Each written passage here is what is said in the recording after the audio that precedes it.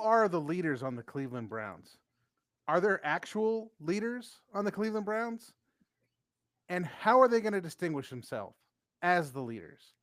Find out today on What the Elf Was That?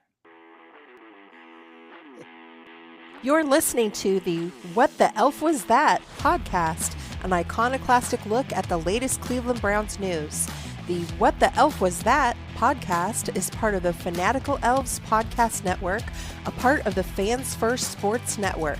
Here's your host, Joel Cade. Hey, ladies and gentlemen, welcome to another edition of What the Elf Was That? And joining me today is John Suchan. John is the main man. John is the main man here at the Fanatical Elves Network. So, John, introduce yourself and tell everybody on my podcast who you are. I'm John, and I like podcasts. Yeah, it's like a podcast anonymous. Right. Podcast. I was watching. What was it? Happy Gilmore 2. Did you watch oh that my yet? God! Yeah, I saw that. Like, I love that little section about his happy place where he pulls out like the medium pants and like normal cholesterol levels, and I'm like, yeah, right. That's my happy place. I'm off my. So I've been taking. Let everybody know how old I am. So I've been on blood pressure pills forever. And so I'm trying to adjust a little bit because I don't like the side effects of the one that I've been on for like 10 years. Wow. So I'm currently adjusting to that. So if I pass out during the show, just call 911. Go to John's. Go to John's house. 567. I'll leave that up to everybody else to guess where I live. Okay. Anybody that knows me knows that I'm an open book. So well, you can find me. I'm pretty sure. Welcome on to What the Elf Was That? And as you know, John, and as everybody listening knows, this is kind of the time we ask all those questions that the media is not going to ask because, they're all paid by the NFL, and you know how the NFL controls the media. If like what you say one negative thing, they're like going to blackball you. But I don't care if I get blackballed. Just I'm going to come out and say it anyway. So say it. I've been listening this week. All right. Sorry. There you go. I hope that sound was effects. That wasn't me. So this past week, I've decided to do a deep dive into all the press conferences. Now, I got this idea from listening to Rod and Jeff Bloom's podcast. What's the name of that podcast? The Browns Blitz. The Browns Blitz. They had Ken Carman on, and Ken Carman was talking about, hey, if you really want to get to know what's really happening around here, you got to watch all the press conferences. He's like, they're boring, but every once in a while they drop these nuggets and you kind of get an idea of what's happening. And I thought, you know what, this is what I'm going to do. So I started listening to all these podcasts, all these press conferences. In all of Joel's spare time, by the way. Oh yeah. I just started doing Joel is a busy guy, by the way, just if anybody's watching right now or listening later. And what are you referring to? I mean, like I have 4 kids. Of course I'm busy. I want to hear more about the Florida trip you took this summer.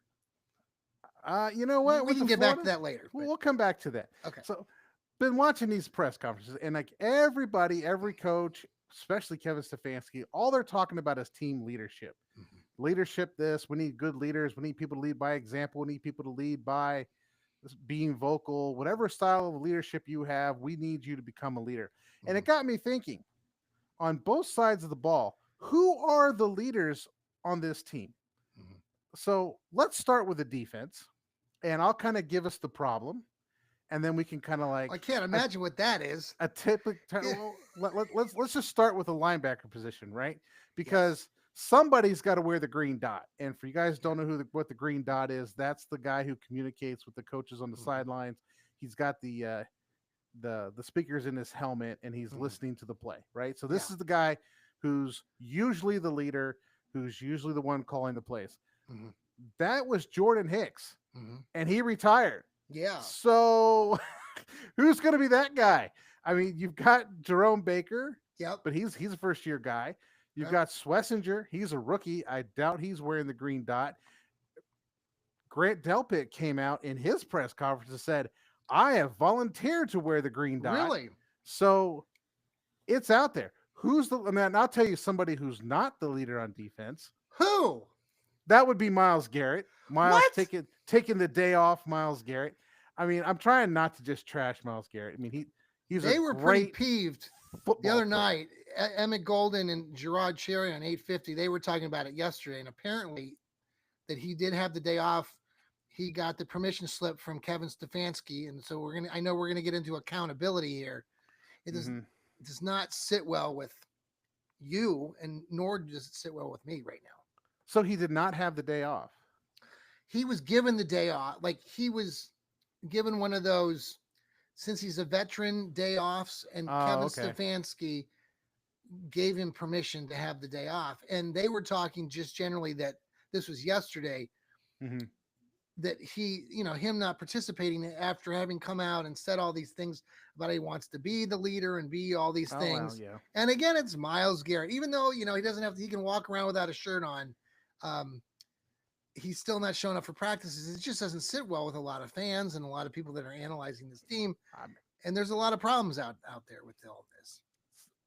With Garrett in particular, you just got to ask yourself, what are you paying for? I mean, I've said on this podcast multiple times, I think the guy's a knucklehead, but he's like the water boy, right? That guy may be dumb as a box of rocks, but he can sure play football. Like, that is Myles Garrett. Yeah. Yeah. I mean, he's going to run to the end zone and the whole crowd's going to yell, then stop! Like, but then Gump. you have a big contingency of fans in this fan base who love Myles and are pissed off. They're listening to this going, you guys are idiots for talking like that about Myles. But it is an issue. He wanted to be traded from this team for a long time. Mm-hmm. So that's another thing, coming back and then taking a day off after, training camp after, 2 days. I just think Myles is in this situation where Myles walks in. It's almost like Ricky Henderson's going to talk about himself in the third person. Yes. Myles is going to take the day off.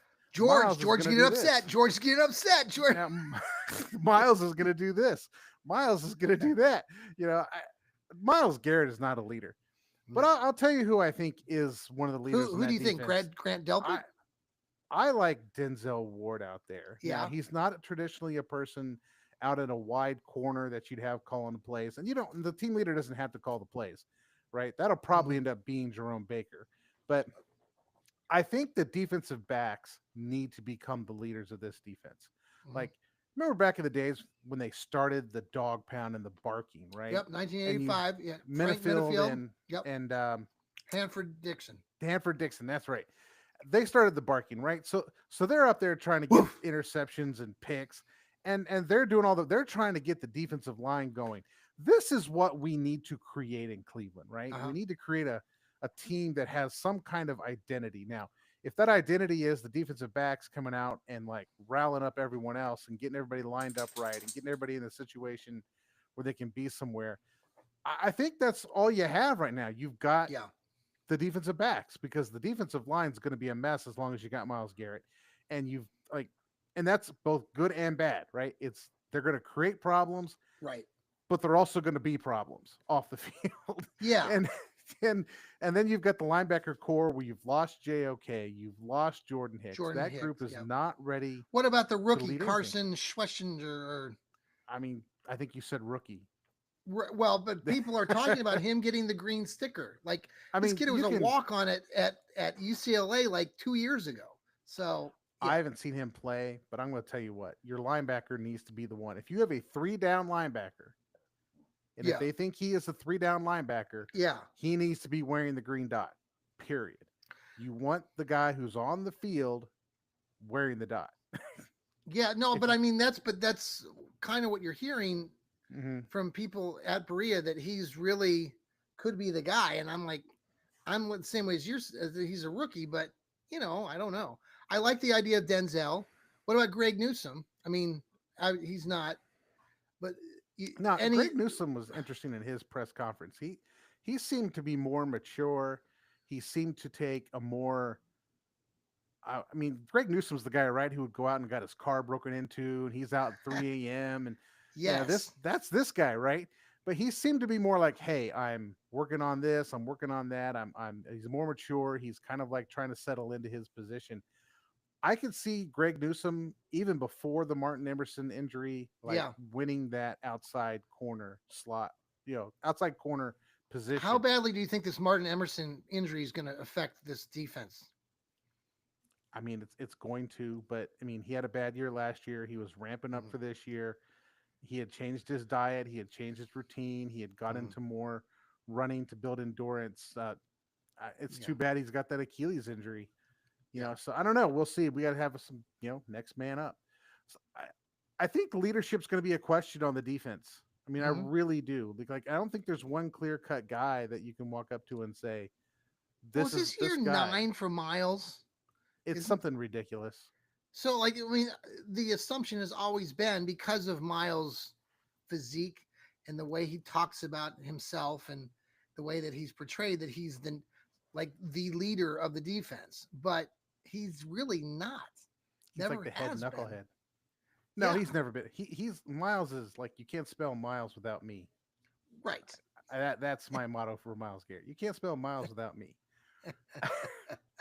So I think going in through camp, this is a question, and it'll be interesting to see if somebody emerges. You were talking about Schlesinger.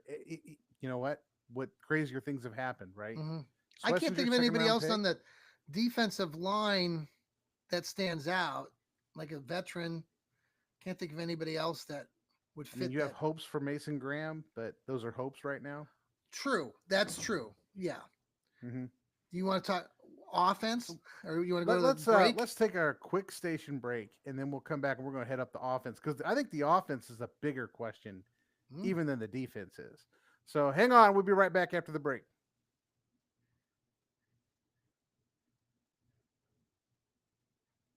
All right, and we're back. So we're talking about leadership, and we brought up leadership simply because this is what the coaches are talking about. This is what the players are talking about.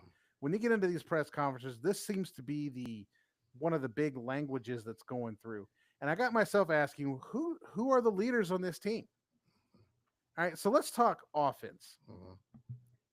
Do you have like I'm just going to ask you straight up, John, what do you think? Are there any leaders on this offense?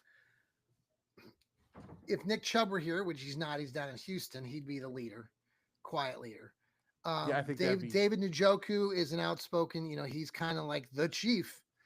He Mhm. was riding around in an SRV or something with Joe Flacco today. Okay, there we go. Yeah, yeah.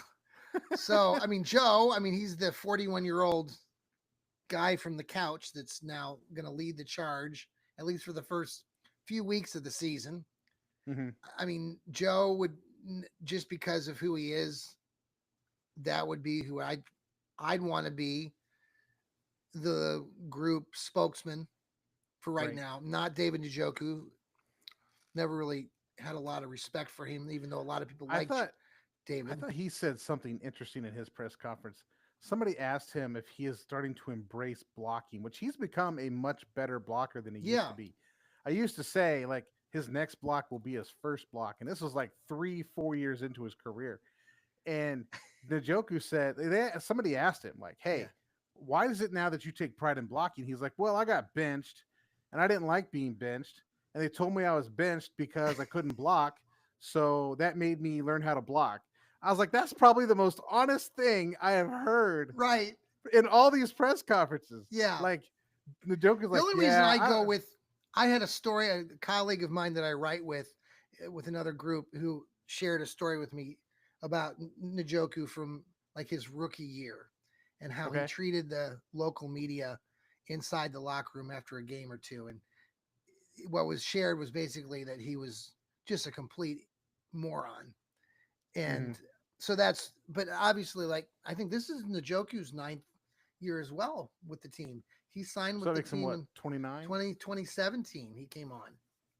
He came I on a mean, he was year like, before Baker and mhm. Jarvis Landry and all those guys. Wasn't he still a teenager or like Yeah, he barely was just like 20? 20. Yeah, Barely 20, sure. right? What do you think? Like Do you he had, think that he could be the leader? I mean, He's a tight end.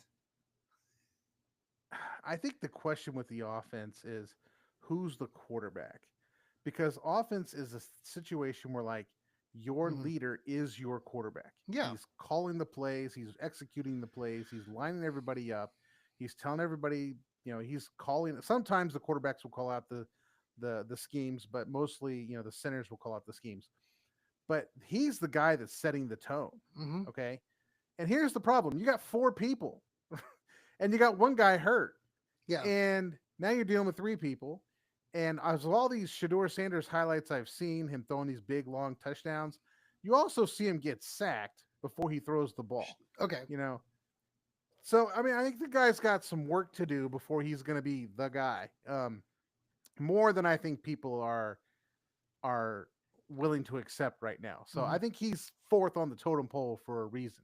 But without that clear leader and working with that leader consistently throughout all of camp, Mhm. going into the season, there's going to be a leadership problem. And every time you change that quarterback, there's going to be a leadership problem. Yeah. There's going to be a void, right? Yeah. I mean, if you listen to the people in the press conference, they love Joe Flacco, and I think we'll end up looking at Joe Flacco for at least the first 6 games, or Yeah. he gets hurt, one of the two. Right. And I think the players are going to love it. I think they're going to think it's tremendous. So I think early leader in the clubhouse, if we're going to talk in golf, Wouldn't it be terms, splendid if the splendid. Flacco.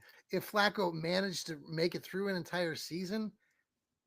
That hasn't happened for like 5-6 seasons for him. It would be Yeah. a miracle probably at this point. Yeah, and it kind of depends on what you're trying to accomplish this year. I mean, again, referring back to the Blooms podcast, right? Mhm. And Ken Carmen talking about is the goal for 2029, right? And if the goal is 2029 and it's Right. not 2025, Right. you don't want to see Flacco out there for every game. You No. want to see everyone play, Mhm.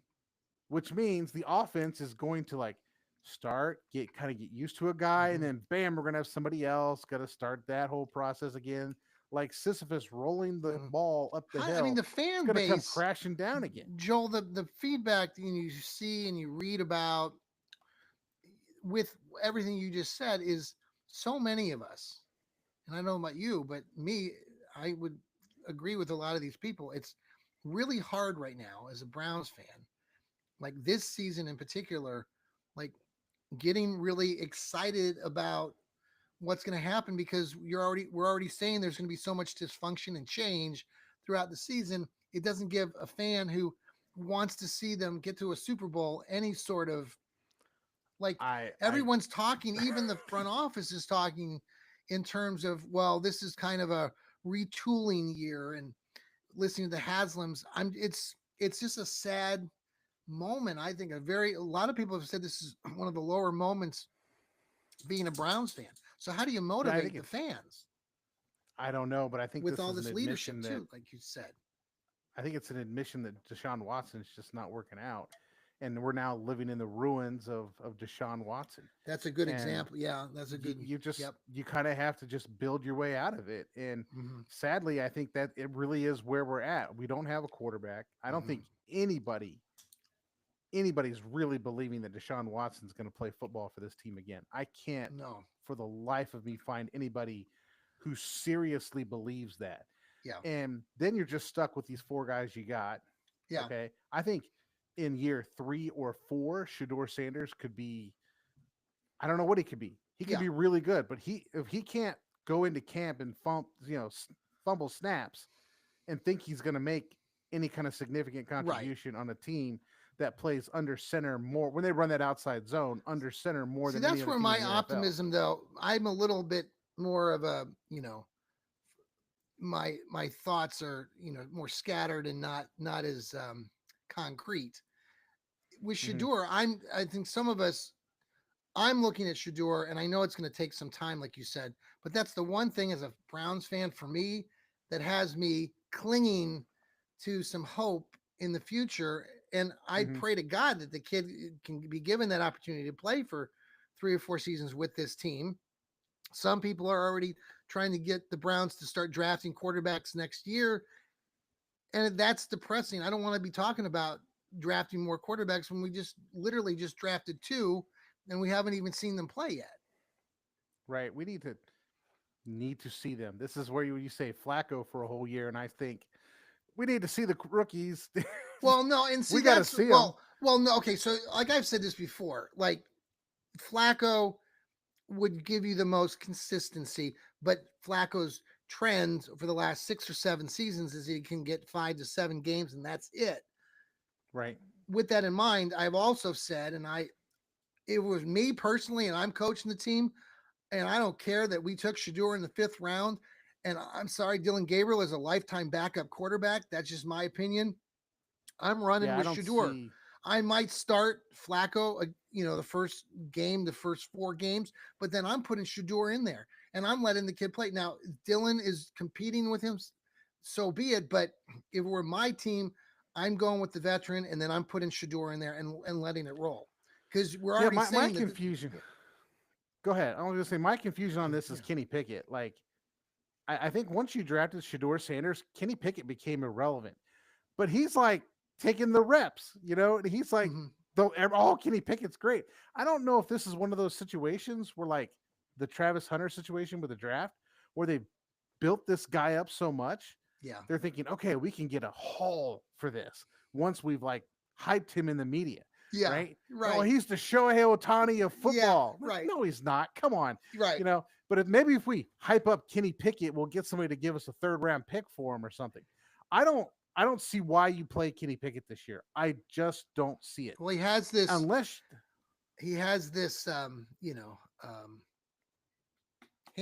hamstring injury now, which I guess Kevin Stefanski said he'll be back soon, but I'm wondering if it's going to drag on. You know how some of those injuries just tend to drag on and drag on. You're going, well, why is he still not playing? I'm wondering if that's going to happen here with Kenny Pickett. But then some people say, well, now you're not going to be able to trade Kenny Pickett to anybody or get any value if he's injured. Yeah, I mean, if the best thing you can do is hope for is to get a compensatory pick, then that's what you got. But you shouldn't go into a season thinking, I'm going to play this guy, give him first team reps, and put him in games to try to trade him. I just don't see that as a viable strategy here. Yeah, if you got to decide who your lottery ticket is this year. Did you see? Okay, go ahead. Did you see the national guys? And I forget which show, but they were talking about the Browns as an organization today, and they were saying, and I don't know if you feel this is true or not, but they said if you put the Browns in different uniforms and called them a different name, that people would actually see that some of these things that the Browns are doing this season are smart. If it were different, like if they were wearing a different team's uniforms. Do you agree with that? I don't necessarily, but I think if the Browns were the Baltimore Ravens, they would get a pass on everything they were doing. Well, that's what they if get the now. Browns were the Pittsburgh Steelers, they would go through a different quarterback every year and bring back multiple retreads, and everybody would think they're tremendous. Like, yes. So there's a reputation factor out there. There is, and there is. So I kind of get some of that, right? I also think no matter what uniform you put them in, they're in a rebuild year. They were so nationally or in their history, the Brownies. I went back last week, and they have a winning percentage as an organization dating back to the 1940s. They were so dominating from the late 40s all the way to the late 60s. There was no other team that was as good, right, in all of football for a good 20 years. 70s were a little bit the 80s and into the early 90s, we were dominating again. Mm-hmm. So it's really just been this new era, this 25 years, since 99.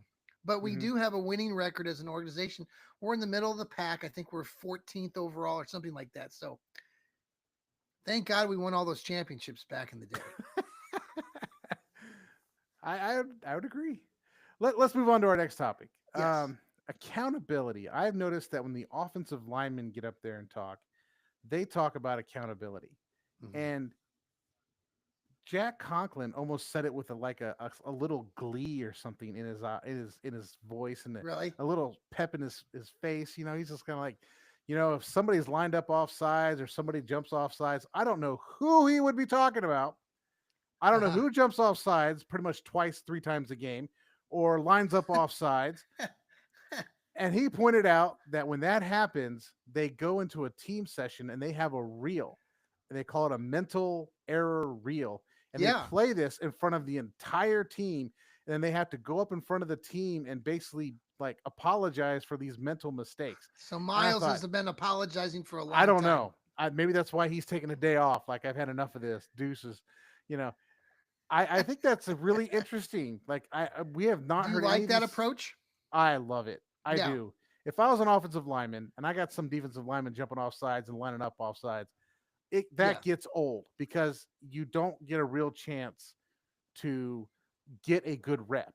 Yeah. If somebody's lined up off sides, you don't get a chance to get an actual rep against that person. It's a That's a wasted problem time. for Miles Garrett. We've talked about it. Fans have complained about it. And honestly, if you go back through time, I mean, he traditionally has at least 2 or 3 of these types of plays. And A people game. say, oh, well, he's trying to do everything so he can be the best. I'm like, no, just play the game the right way. Stop jumping off sides.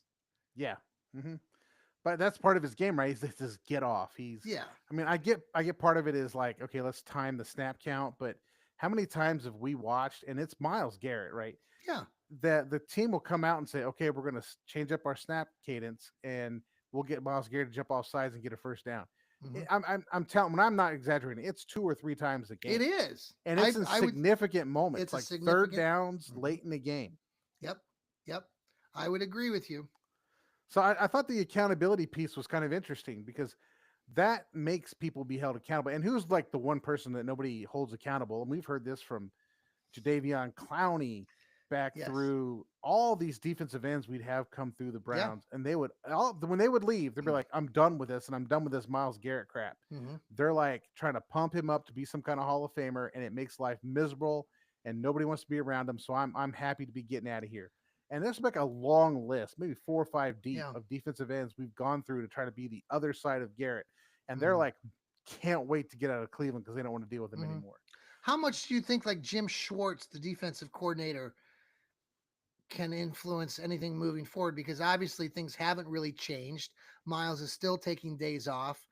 This is where I get peeved, and this is where I'm kind of an anti sort of Kevin Stefanski and Schwartz and their abilities. I know that they're good coaches and they do a lot of good things, but when you come to these moments and we're talking about accountability, and you have a supposed star, and I'm sure he's a star, but he's able to do all these things and take days off and continue to jump off sides 2 or 3 times a game. I have a real hard time with that as a coach. I think that's really, as a coach, you got to really be able to change that, and they haven't been able to change that. So Well, I think that's where this discussion of accountability gets me excited because if you're going to hold people accountable on a team level, yeah. then nobody is immune and everyone's going to see it. Right? That's why you get to make somebody at a team level. You get up in front So of the you whole think, team. are they and you're saying that doing these this. things have been happening in the past, but or they're looking forward to doing this more? No, they're doing this year. Okay. And Conklin literally said this was something we've needed for a long time. So and they it's good hadn't that we're been doing finally this. Okay. No, this is new. Okay. This is a new thing they're doing, and I think it's tremendous. So this is a good coaching move. Yep, I think. I mean, this is kind of to get into the wrap up here. I think this is the difference between this year and last year. At least they're openly talking about leadership. They're addressing the leadership question. They're clearly asking people in the individual rooms to stand up. And Njoku, be a leader. Judy, be a leader. Yeah. Denzel Ward, be a leader. And you could see Emerson and Newsome, they point to when Denzel Ward is their leader. Mm-hmm. The safeties point to Grant Delpit as the leader of the safety room. Yeah. Those people are being identified. These are the leaders of our team. And you're getting a sense where there's accountability, not just in an individual room, but on a team level. When somebody does something stupid, it hurts the whole team. And now you're accountable to the whole team. And I feel like this is how the organization's attempting to deal with people like Miles Garrett, because how else do you deal with him? Mm-hmm. Yeah, I mean, he makes a bunch of money, and you can't bench him because you need him out there, and he knows that you need him out there, and so he's going to act however he wants. And what's his threat? Bench me? I mean, how this ends with Miles Garrett is not going to be positive, but at least it's going to be 5 years down the road. It might be 5, 6 years down the road. He's going to lose 2 or 3 steps. This little game that he plays where I'm Miles Garrett isn't going to work anymore because he's like 40 years old or 35 years old and he's not 25 anymore. Yeah. And life is going to catch up to You wonder him. if he can make it with the team all the way to the time that they open up the new stadium, if that's going to be I mean, I think he will. They're going to need his name. If okay. they don't have a quarterback, they'll need him as a name Yeah. to be there. Mm. Even if they're just playing him on third down pass rushes, you know, Mhm. third That's a down, we'll put good- in Miles yeah. Garrett, Yeah. you know, let him do his one play a game or whatever. But well, I think that's what we got today, John. That's all you got, Joe? Yeah, we're coming up on a half hour. I think got that's a you. good No, show. I'm giving you crap. I'm the snarky one of the Fanatical Elves. Thanks for Mhm. watching us too here. I'm part of Fans First Sports. And thanks to Hemisphere Coffee Roasters. We have a link on our X page. You can click on it, go buy some coffee, and you give us 15% of that in return. So thanks for buying all that wonderful coffee. Awesome. All right, everybody, we'll be back next week. Until then. Thank you for listening to the What the Elf Was That podcast. Please like, subscribe, and tell all your friends to give a listen. You can follow host Joel Cade on Twitter at The Left Guard.